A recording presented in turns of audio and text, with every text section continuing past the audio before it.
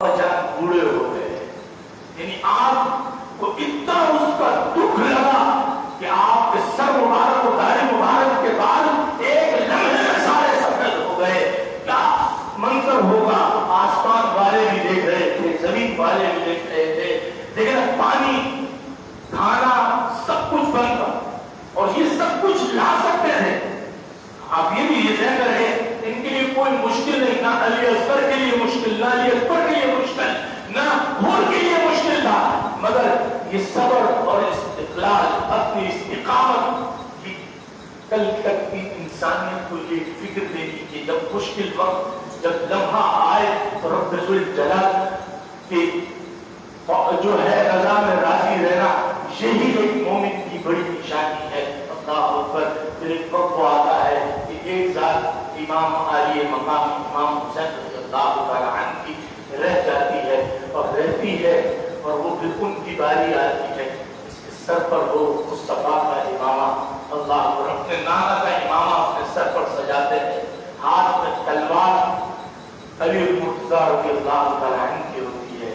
آپ گھوڑے پر سوار ہوتے ہیں، گھوڑے کو آپ کھینچتے ہیں کہ وہ چلے، وہ چلتا نہیں، وہ چلتا نہیں، پھر آپ زور لگاتے ہیں، گھوڑا اپنی جگہ سے ہلتا نہیں، تیسری مرتبہ پھر کرتے ہیں، پھر ہلتا نہیں، اللہ اکبر۔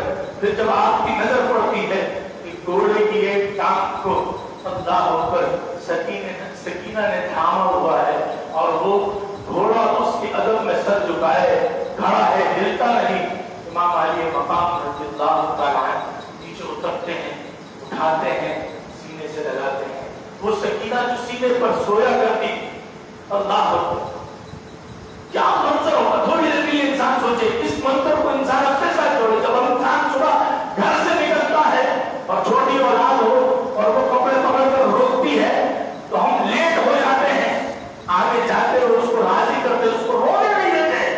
اس سکینہ کو بھی پتا تھا، اور خیمے میں رہنے والی بہن، ازواج، بیٹیاں، سب کو یہ پتا تھا کہ یہ ہمارا لال، ہمارا باپ، ہمارا بھائی، ہمارا چاچا، ہمارا نمازو جو جا رہا ہے، یہ واپس نہیں آئے گا۔ اللہ اکبر۔ نہ اندر سے کوئی آہ کرتی ہے، نہ یہاں کوئی دکھ ہوتا ہے، وہاں اندر ذکر خدا ہو رہا ہے، ذکر مصطفیٰ ہو رہا ہے، یہاں ذکر خدا ہو رہا ہے، ذکر مصطفیٰ ہو رہا ہے۔ اسی حالت میں امام حسین رضی اللہ تعالی عنہ میدان عمل میں نکلتے ہیں۔ اللہ، تھوڑی انسان سوچے وہ سکینہ کس طرح اس نے زندگی گزاری ہوگی۔ امام علی مقام رضی اللہ تعالی عنہ نے ان کو جب اپنے سے جدا کیا ہوگا، یہاں کیا کیفیت ہوگی، مگر فکر ایک ہی تھی کہ نانا کو راضی کرنا ہے، دین مصطفیٰ کی بلندی کے لیے۔ آج اس جان کی پرواہ نہیں، اس اولاد کی پرواہ نہیں، ہماری تو حالت یہ ہے کہ جب ہم پر کوئی بات آ جائے ہم تو اپنے کام کے لیے نماز کو چھوڑ دیتے ہیں، ہم اپنی تلاوت کو چھوڑ دیتے ہیں، نیک کام چھوڑ دیتے ہیں، مسجد آنے کے لیے جماعت کو ترک کر دیتے ہیں۔ ہمیں اس بات کی فکر نہیں کہ ہم نے کرنا کیا ہے، ہمیں فکر اس کی ہے کہ یہ دنیا جو ہے وہ ہمیں حاصل ہو جائے۔ مگر حسین کی محبت ہمیں اس بات کا پیغام دے رہی ہے، یہ فکر دے رہی ہے کہ جب دین مصطفیٰ پر بات آ جائے تو پھر سارے کام چھوڑ دینے چاہیے، اولاد کو چھوڑ دینا چاہیے، مال کو چھوڑ دینا چاہیے، پھر شمع مصطفیٰ کو روشن کرنے کے لیے اپنی جان کا نذرانہ پیش کرنا چاہیے۔ امام علی مقام امام حسین رضی اللہ تعالی عنہ بھی میدان عمل میں نکلتے ہیں، اور پھر ایک وقت وہ آتا ہے جب شمر اپنے خنجر سے آگ کی سر مبارک کو گردن یعنی جسم سے الگ کرتا ہے اور نیزے پر چڑھایا جاتا ہے، تو پھر وہ قاری قرآن زمانے کو بتاتا ہے قرآن کس طرح پڑھا۔ آج اگر قرآن میرے اور آپ کے درمیان ہے، یہ حسین کی مہربانی، آج دین مصطفیٰ کی یہ شمع جو روشن ہے، یہ حسین کی زندگی کی قربانی ہے۔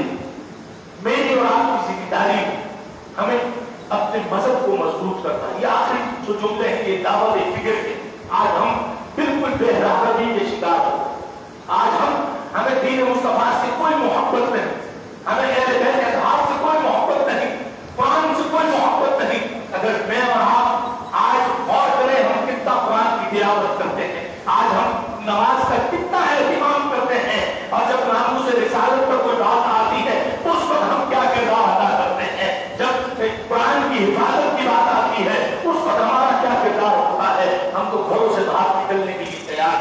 اور آج جو کیفیت اور آج جو حالات ہیں وہ ہم اپنے دین سے بھی وفا نہیں کر رہے. ہمارے نوجوان بہترین زنجیریں گلوں میں ڈال بڑے بہترین کپڑے پہن کر پھر رہے